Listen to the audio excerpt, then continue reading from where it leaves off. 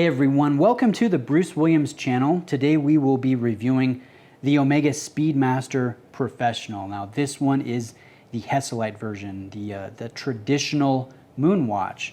And I'll put the dimensions here, the retail price, some of the specifications on the screen so you guys can get a good sense of how this would stack up to the other watches that you have in your own watch collections.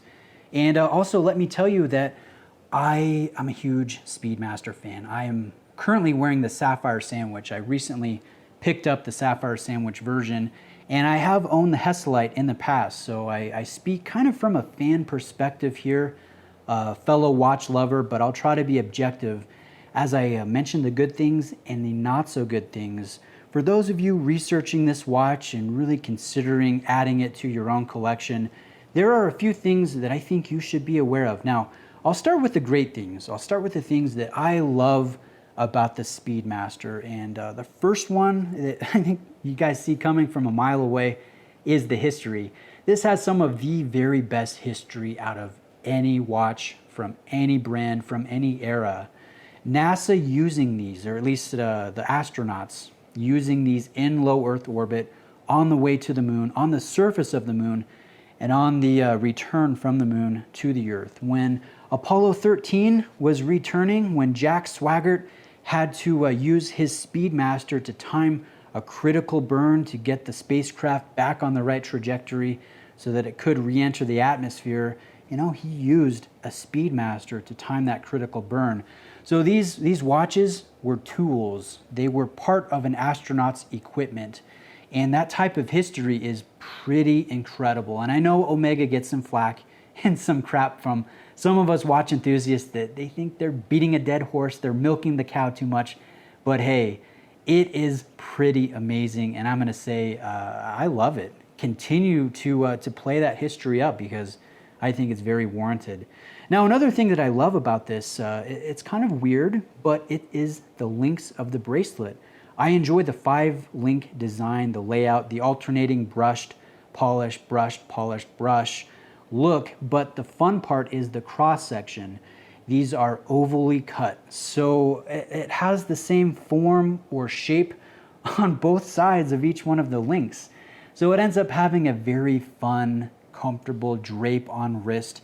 And guys, just so you're aware, my wrists are 7.25 inches, so you guys can see, hey, how would this compare to my own wrist? I do love the comfort, and those oval links, for whatever reason, they just, I don't know, they bring something special to the package. I love the lyre style lugs. I like how the right side of the case kind of flares out, and we get kind of quasi crown guards for each one of the function pushers and the main crown at the 3 o'clock position.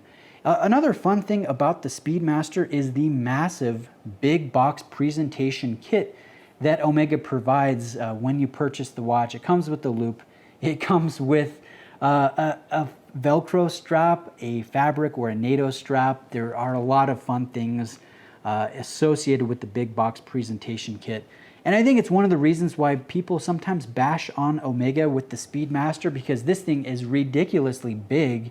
It will take a good part of your closet if you store your watch boxes in your closet. It does take up a lot of real estate, but man, it is pretty awesome, and I do really enjoy that. It's not something that's related to the watch on your wrist, but it's still very enjoyable and part of the package. Now, what are the things that are not so great about, actually, before we do that, there's another thing that I think is fun, and that is the secret signature in the Hesalite crystal just above the hand stack in the center of this Hesalite crystal.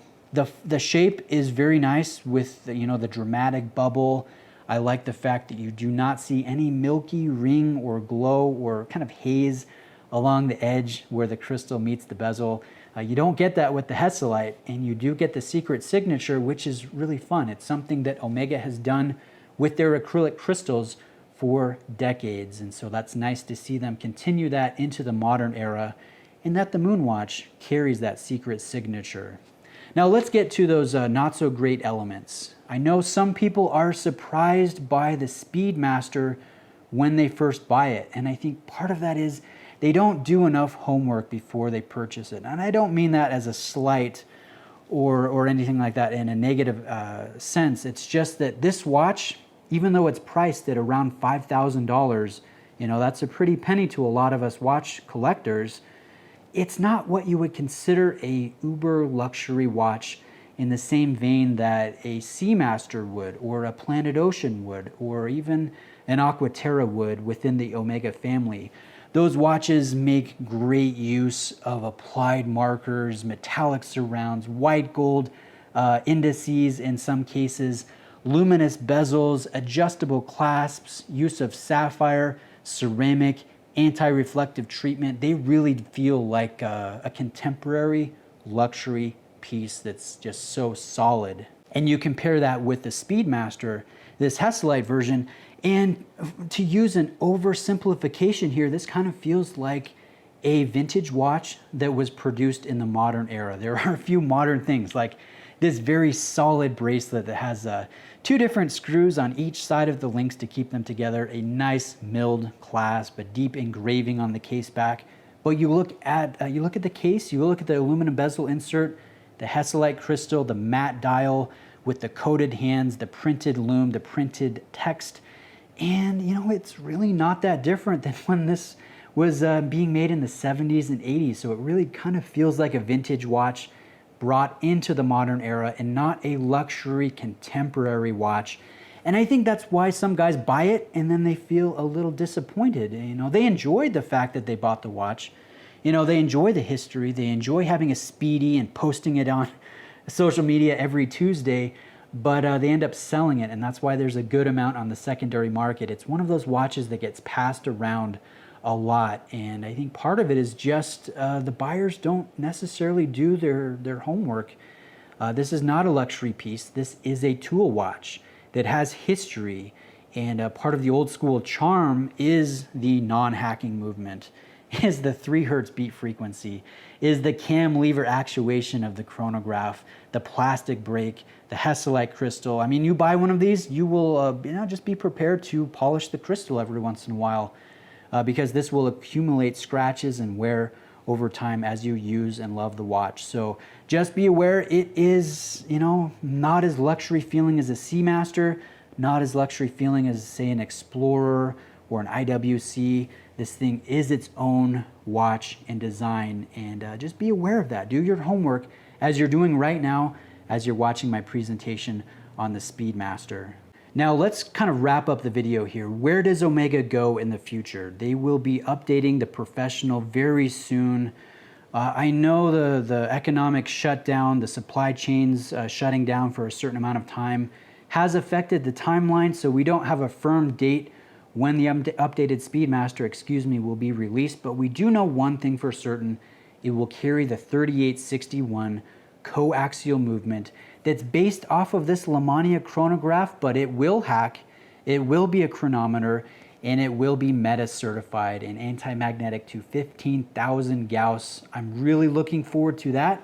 They used this movement when they did the 50th anniversary Speedmaster that came out recently, so we know that they can make this without changing the dimensions of the case, the height, the profile, you know, without changing the Moonwatch as we know it. But when they do update the Speedmaster, expect a decent price increase when it comes to the retail price. There is no word, and I have no connections that are telling me figures and price points. I'm just speculating, but I think I've got a pretty good guess here that this will be closer to 10,000 than it will be closer to the retail price now of 5,000. So be prepared for a jump, a market correction in retail price when the Speedmaster is updated.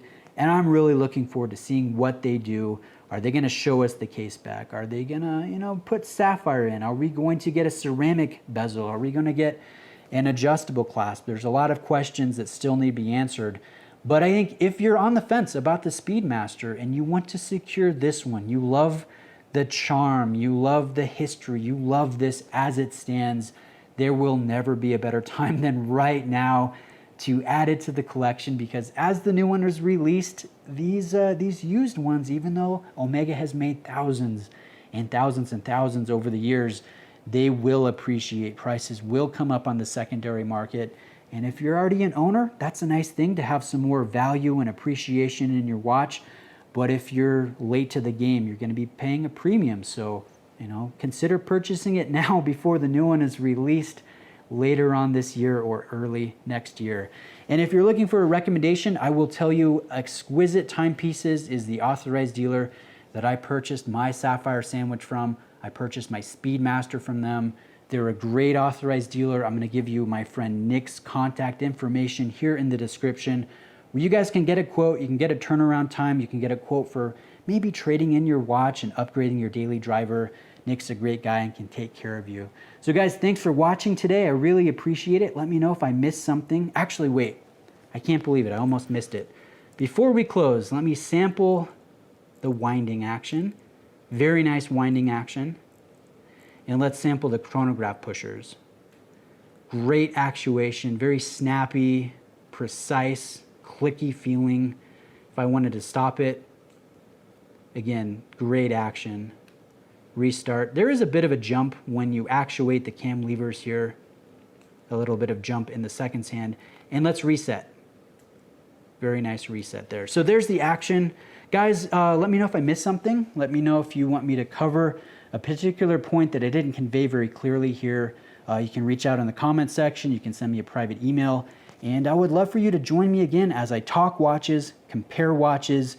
I really just like focusing on the details, keeping it casual. So if you liked what you see here, consider subscribing and hit the bell if you want to join me again on a regular basis.